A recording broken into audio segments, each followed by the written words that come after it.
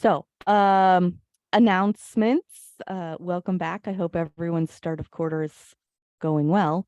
Um, so on April 20th, so coming up here in just 2 weeks, we will have an ex Libris. I don't know what her official title is, if she's customer support or something, or maybe she's a product manager. Person, Lindsay is her name. She lives in Kashmir, which is kind of fun because she was very excited to say Kashmir and know that I might actually know where that was.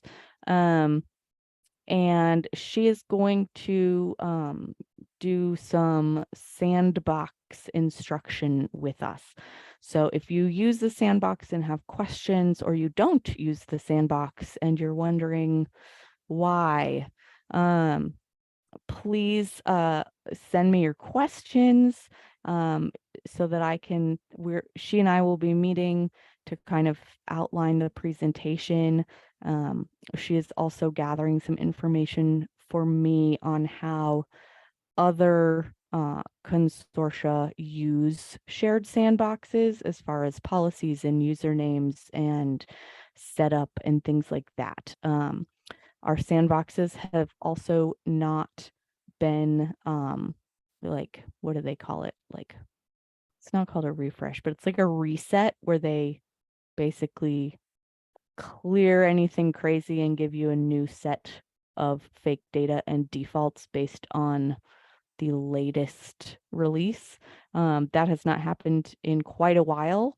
So as soon as we have this tutorial, I will be putting in staggered requests to get all of our sandboxes updated, and we'll be making announcements about like how we're going to use those in the future so that we can all get more out of them. So I'm very excited about it. So if you have questions, please let me know so that Lindsay can have some material ready. Jeff Jones, the ProQuest ebooks guy who was not really the Rialto demo guy, but he's new to ProQuest, so he wanted to meet with me in person. So we will be meeting at Big Bend in a couple weeks. So if you have more questions about Rialto, but you don't want to send him an email and like end up on his, do you want to switch? Do you want to add this? What do you want to do? List. Let me know. And I can bring up questions with him when I meet with him. Upcoming out of the office. So yes, I will be in Moses Lake in a couple weeks. I will be at Iluna that first full week of May. So those days I will obviously still have a laptop. Will, be checking in on things, but perhaps a little slower to respond potentially. May 8th through 12th, we will not have our normal Tuesday, Thursday meetings. And then the Thursday before Memorial Day through the Monday, like the following week, so May 25th through June 5th, I will be out of the country. We are not taking anything but iPads and phones for airplane entertainment. So yeah, that'll be a fully not available thing. Very exciting. The executive committee for our little consortium is actually supposed to do annual elections. Last summer that wasn't done because they were dealing with Wade's departure and the hiring process. So we actually do not have a chair-elect right now because that position was not elected last summer. And everyone who has been serving, well, the chair and the secretary have been serving for 2 years now. Thank you, Amy and Christy. We have recently appointed a member at large because that position was open. But all 4 of those positions, chair, chair-elect, secretary, and member at large, are up for election this summer. And I would love to have an executive committee who is more boots on the ground, frontline, knows kind of what the concerns are of the folks who are in this meeting, who are working with me, because I would like to get some more strategic direction input. So we will be meeting, the executive committee we'll be meeting next Thursday, and I should have like an official timeline for, like nominating yourself, election, ballot, etc. information that I will be sharing out after that. And then the turnover is in July. Currently, it is a once a quarter meeting. I think I would like to increase that depending on group availability. And I mean, obviously, looks good on a CV line to say you were on an executive committee, and this is a relatively like low work commitment level. I don't think the committee members have anything really to do between meetings except for Tim, because he's the treasurer, but he remains the treasurer because he's the finance and personnel manager. So everyone else just gets updates from me and helps make some decisions. And then project groups update. So our norm rules project group has met twice already. The routine system maintenance group, we did schedule a meeting, and George was the only person who was able to make it. But considering spring break and stuff, not totally unexpected. And then our Primo customization, our open access and Primo, and our analytics project groups have not met yet.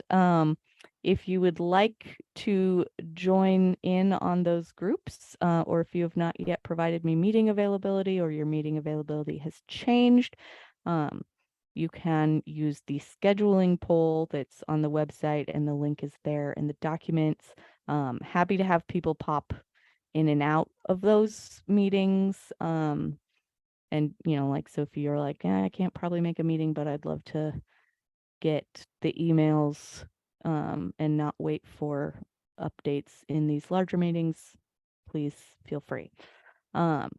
So those are the big announcements. And now today I am very excited to share some of what I have recently learned about Primo citation styles. So I'll kind of walk you through this tutorial that I wrote up, little directions thing, and we can discuss some of the issues around using the citation styles within Discovery. And I've also got some tabs open to kind of show you what things look like. So citation styles are in configuration, Discovery, and then under other is citation styles. And so this is Yakima. I was just working with Carl on getting theirs kind of updated, and they have chosen to have APA 7th, MLA 8th, and APA 6th. And you can see the order here that they are enabled, so you can add styles and leave them disabled if you want to, like be figuring things out. So that's where they are. In order to get the code that you need when you add a style, you have to go to this GitHub repository. And this is not an Alma or Ex Libris specific repository. This is coding that is developed by various folks in the academic community, a lot of the codes are based on Zotero codes, um, and not all of them are consistently updated. People also create specific ones. So there are well, technically thousands, because they will actually, it says truncated to 1,000 results. So in order to find um, the code that you want, you just use this go to file button, and that opens up a little search box, and then you can type in the style that you are looking for. Don't use this search box up here in the banner, because that actually searches all of GitHub. So I did a quick search for APA to just show you kind of like how those results look. So you can see there's these ones that people have created. You can see, no ampersand. Taylor and Francis actually has quite a few that they have developed. So that must be like what they pull into their platform. There are obviously ones in international institutions. There are ones that have been created specifically for journals. And so, again, like these are ones that were created for this journal to pull into their platform. Um, so, um, we can just I'll show you what like MLA. So, um, so you can see we've got University of York MLA, but then down here is the MLA 7th and 8th. So sometimes you have to do a little testing. So like I was looking for the Council of Science Editors, and I did CSE, and it's like all the way down here. So you can also, like, or I was looking for American Sociological Society, and putting in ASA was not helpful. So, sociological, even doing this, it's number 4. So the codes aren't always exactly what you might expect them to be. So doing like a check in the search to see. Now, what I want to impart about GitHub, this comment section up here may or may not be relevant to the specific style that you're looking at. It is actually the history is the comments that may relate to all, well, no, different spot. JK. The comments on that page do relate specifically to the code. It's issues. The issues list is for the entire repository of styles. So you see Chicago, you've got things about the Revue Française de Histotechnologie. So when you're looking at the code, I tend to, okay, go back. Thank you. I tend to open up and see when the last time it was like updated was. So let's do another one. Let's do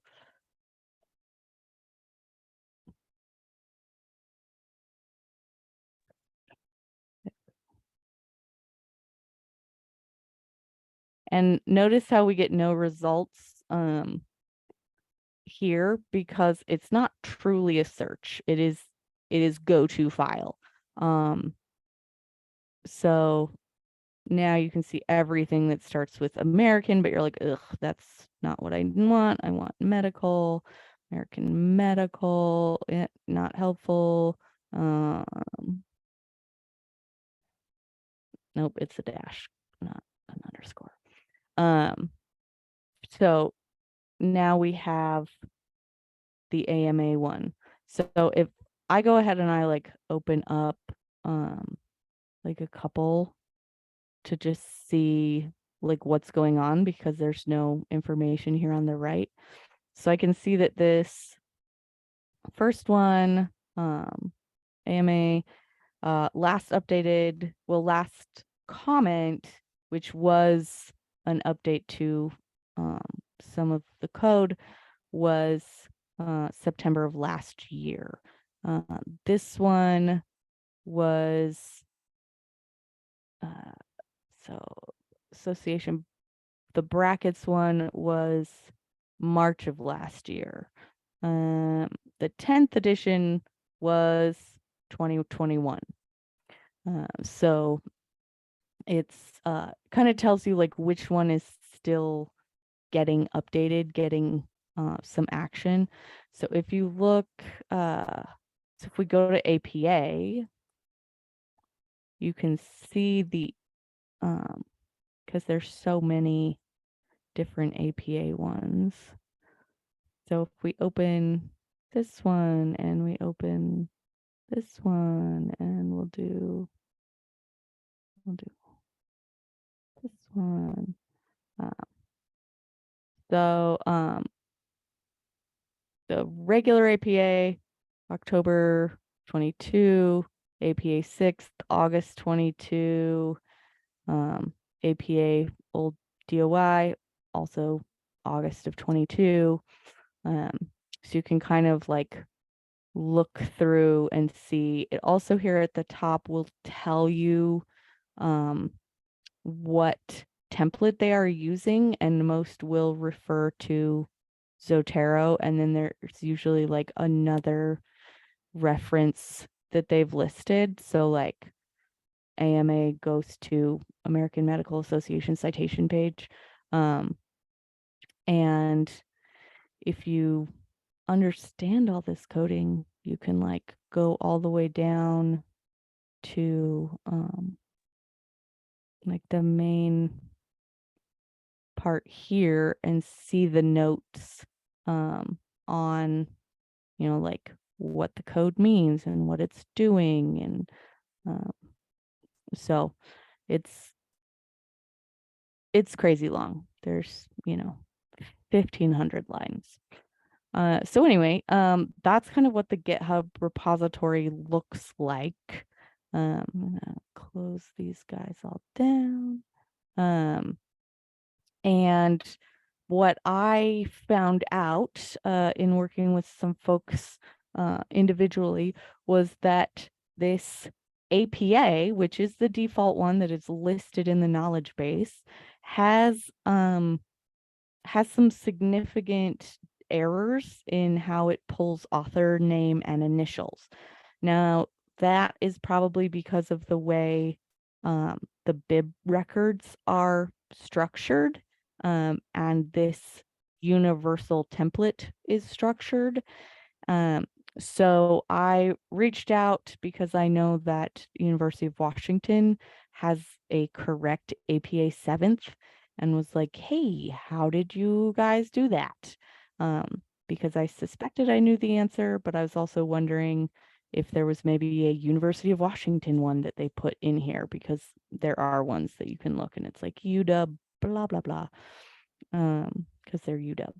So, anyway, so the solution that I thought and that was confirmed by their systems head and Pepitone is that they are using APA-CV to get correct APA 7th edition citations.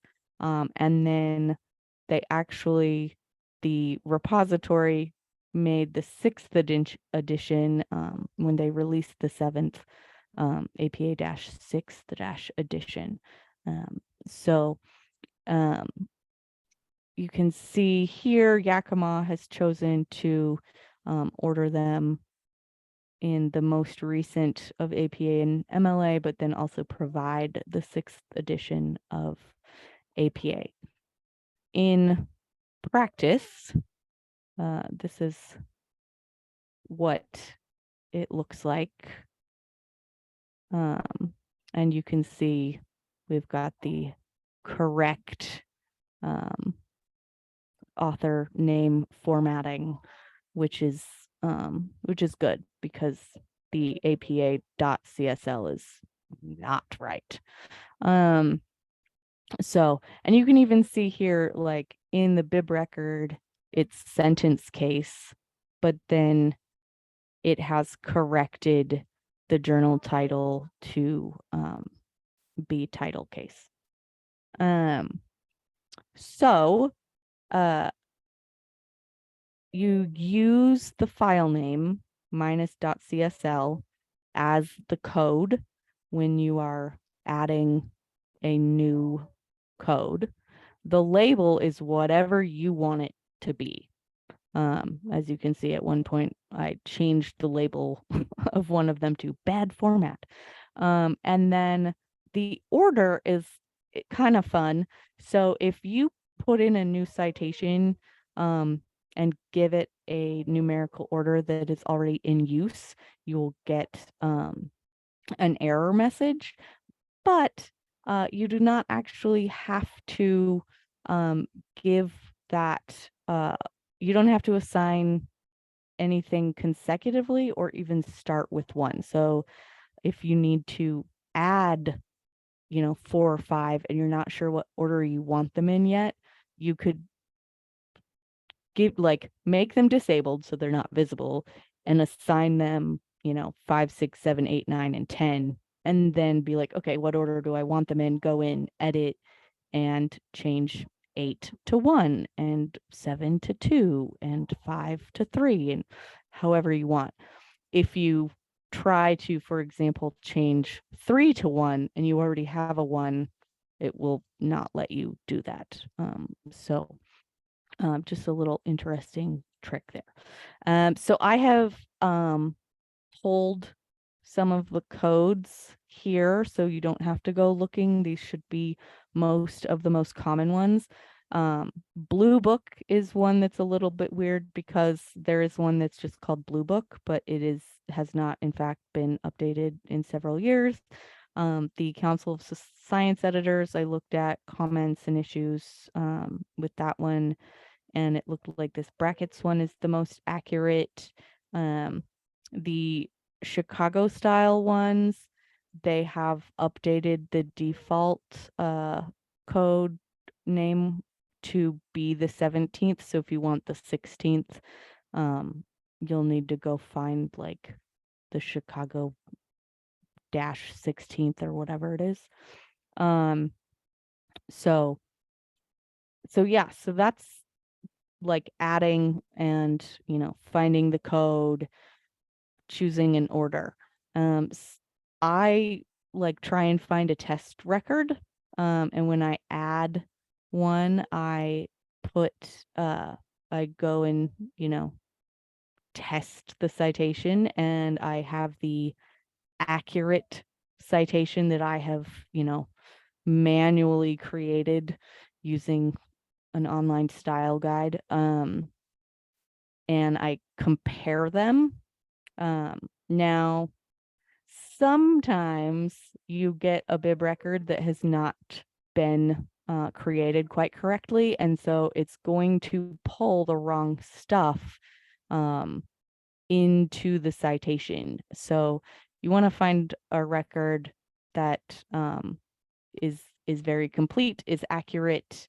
One of the interesting things that I learned from reading comments is that if an author has like first name and 2 middle initials, and those initials are not put in as, for example, like A period B period, they're put in like J and then AB.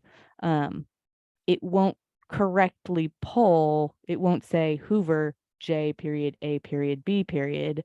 It'll just say J period A period because it's reading the AB without punctuation as ab.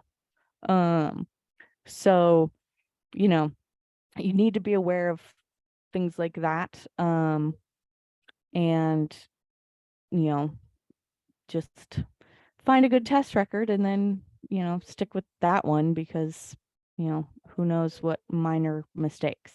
Now, the uh the warning message, because obviously we cannot be responsible for accuracy. That warning message is customizable. So some folks have stuck with something very simple. You can see that Yakima has just bolded it and, kept it short. Other people, you can, include some styling and do some italics. I've seen people change the color on it. I'm not going to get into that level of specificity. However, it is possible, of course, to change that label. And so if you go into discovery and labels, the code is citation labels disclaimer.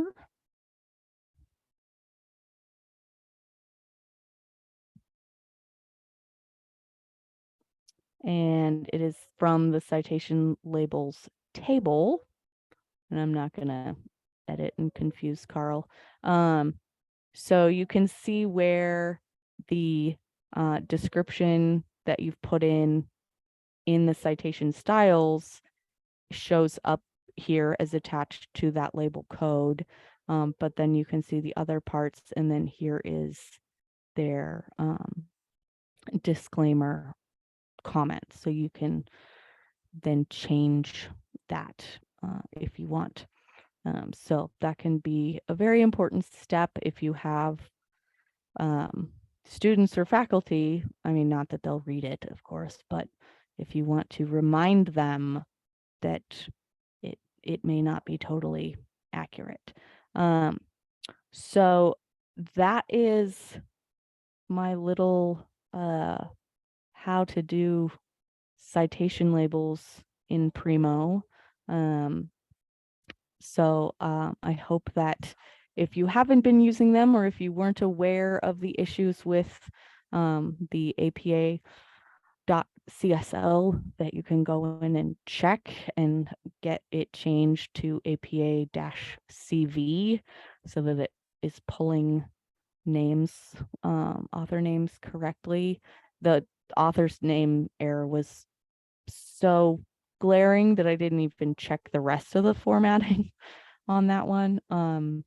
But UW has been using APA-CV for, I think, at least a year, because I remember having the conversation in the Alliance about it. And I asked Anne if they'd had any, like complaints about the accuracy, considering how many students and faculty would be using it. So, and she did not say they had any major complaints. So I'm guessing it's pretty good, pretty stable. So yeah. So it doesn't take a lot of work to bring this stuff up to date. In fact, so if we go into citation styles, and you can see you can change the label, you can disable. So if I were going to add just the normal APA one that's bad, and then I'm going to leave it on not. But in display, it would then show up saying bad format. So I won't mess with Yakima today. But then you can just delete. So pretty easy, and it's Primo, so it is pretty instantaneous when you do update it. And Yeah, this will be available. The recording will be available. And um, comment in chat. So the issue with the APA code, hold on. I guess I can mess with Yakima to show you because there's really no way to not. Um,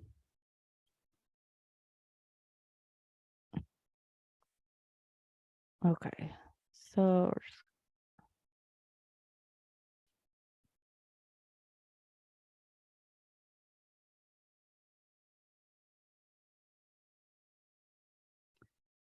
if you look, this is our default one, which is the APA CV, and we've got last name, initial, last name, initial, last name, initial, and then in the bad coding, it drops the first author's initial, first name, initial, and so it's weird. But aren't both of those wrong? In APA format, the article title, you're only capitalizing the first word of the title and the first word of the subtitle, unless they're proper names. So it looks to me like both of those are wrong as far as the article title, unless I'm mixing up my styles. I cannot honestly remember right now. That sounds So in both of those right. styles, all the main words are capitalized, which is what we see in MLA. Yeah, and so I think the issue is that because GitHub is like a platform generic, and like maybe we need to find more of these and test them. It These codes are used on all kinds of platforms, and so it is pulling from the bib record, and it does not have the coding to do sentence case on the title. So, but I have not done a manual check to look at APA 7th, and I have not used it professionally in several years. I used ASA for my last thing. So I can certainly double check that and send out an update too, because again, it's kind of time intensive, and I want to make sure that you guys have the right ones if you're going to activate them. So So I was looking at my example, just pulled up random examples using just the APA code. The old case is fine for the article title in the example I pulled up, but is that because the case is fine, is the way it is in APA format in the bib record already? it must be, Okay. and this one, it looks like, because this is the APA code that most people have, and it's got the weird casing, not sentence case. Oh, dog. So yeah, it's pulling that error from a bib record. Then I wonder if we can test a different record real quick. Let's try this one.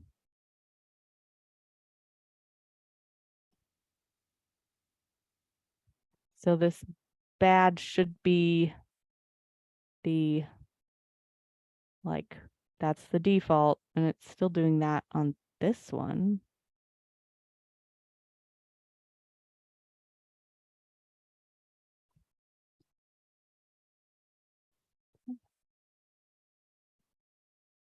Yeah, but see, it drops that initial, which is very annoying. What does the 6th edition do? Does it do it?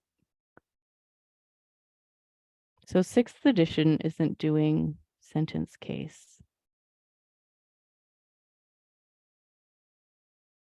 So I will definitely look into that.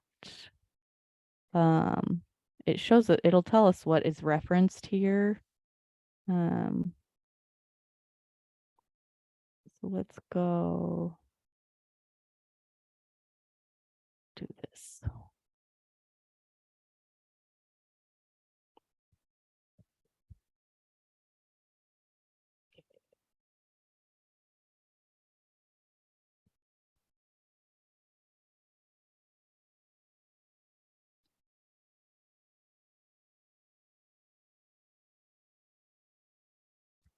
definitely sentence case.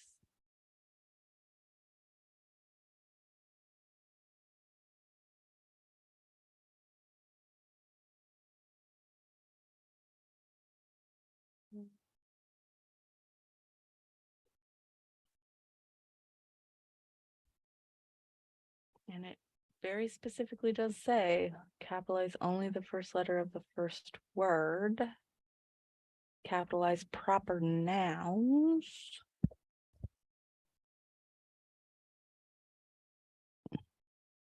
Interesting. Okay, well, I'm gonna keep looking then. Figure out what's going on, because you would think there would be somewhere someone's got to have the code corrected. Because if we go down here to title,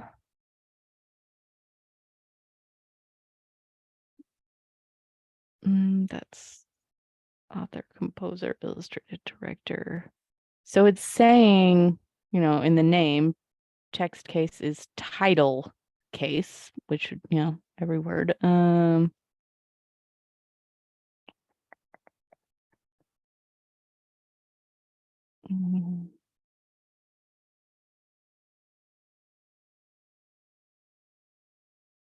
That's name.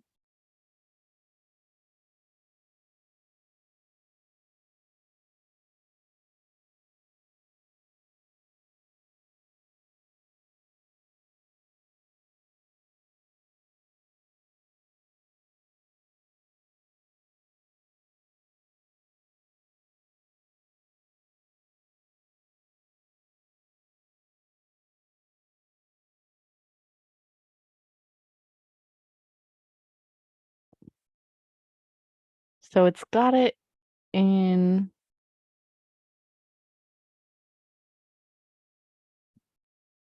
Okay, for title, web page. Web pages are always italicized. Okay. Other types are italicized based on presence of this code. Review and book review are articles. So conference.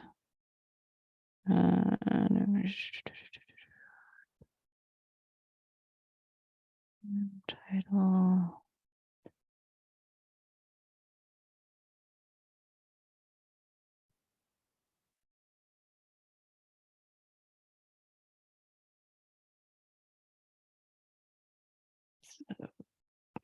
This is types.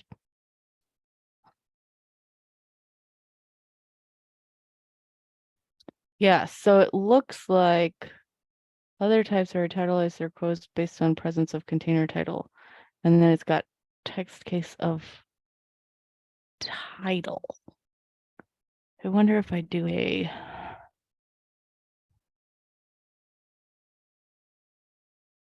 text case equals. Nope, not sentence. What other? Lowercase. So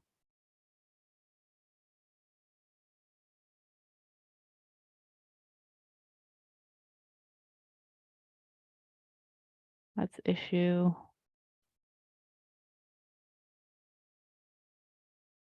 For dates, it's for a year. So the only thing they have in text case lowercase is not the right thing. But now I know what to search in the many, many different APA things. Like, I don't know what TR is.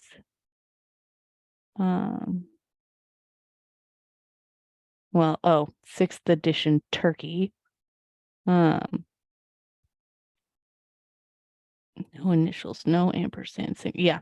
So I will keep this open and do some in-depth because I did not catch that title issue and see if I can't find a correct APA.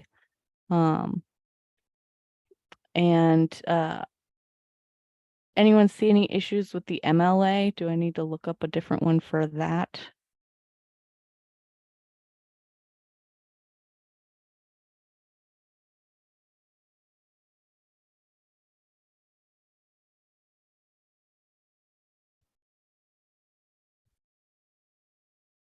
Let's try a different one, maybe.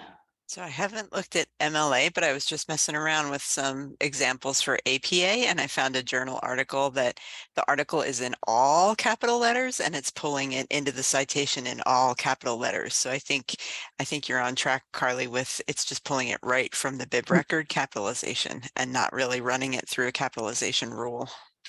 Yeah. So, there is, of course, like if we find, so like if that APA CV one is darn close, I could probably figure out what the code is that's messed up and potentially, I have a GitHub account.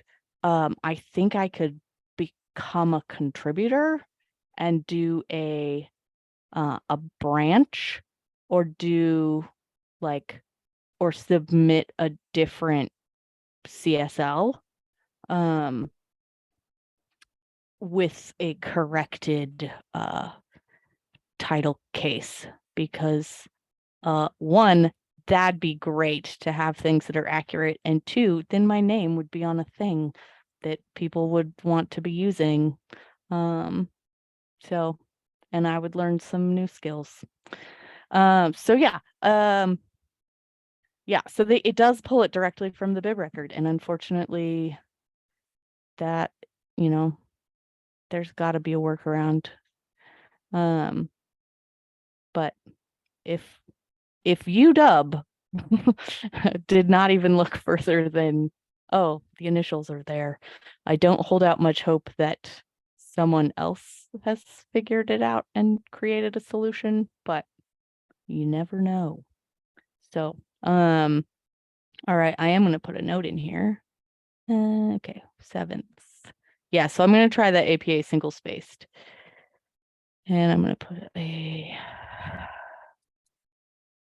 okay, what did we find? We found article titles are title case, not sentence case.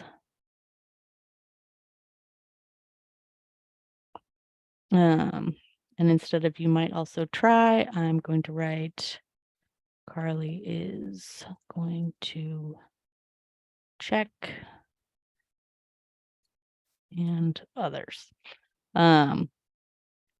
So yeah, let me know if you come up with any other issues and I will be happy to investigate. And yeah. Okay. Okay, so the MLA must have the right code. Lori found that some test records where the bib was weird, MLA fixed it. So perhaps I can find that line of code in the MLA one and sort it. Yeah, So I found an article that didn't have the first letter capitalized of the title of the article, and MLA fixed it. So okay. weird. Spectacular. Yeah, I actually found 2 examples, and it did it both times. Did it correct the all caps one? I'll go back and find that again and let you know. Okay. Well, that's good to know, and it definitely gives me a place to start. So, yeah. Well, thank you all. This is why this is so valuable. I do want to, I have a topic for Tuesday, which off the top of my head, I cannot remember, but it is on the website. under, I really need to update my. Okay, so MLA didn't fix the all caps one, so there must be something else, but it's a start. Oh yes, okay, April 11th, next Tuesday. If anyone is using the Print Daemon, which is another like GitHub add-on thing, please let me know. I was just gonna like kind of do an overview and intro. It is a bit of code that allows you to bypass the sometimes non-functioning like email, the hold slip to an account at your institution that then forwards it to a printer, which some folks are having issues with. I know Bellingham Tech is, because basically it's getting sent to junk, even though IT has added all of the Alma stuff to their security. And so we're trying to figure out how to make that work. And I'm pretty sure the Print Daemon is going to work, but I thought we could like go through it, see if anyone is using it, and then have someone possibly test it out, or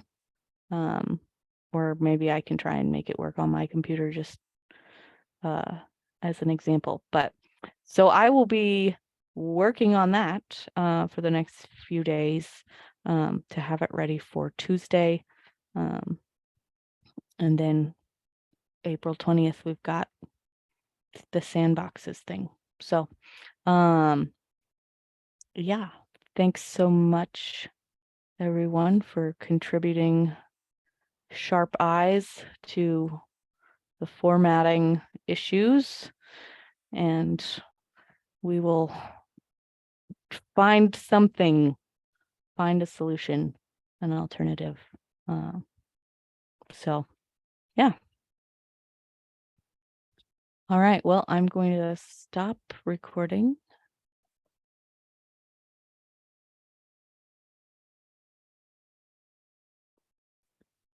And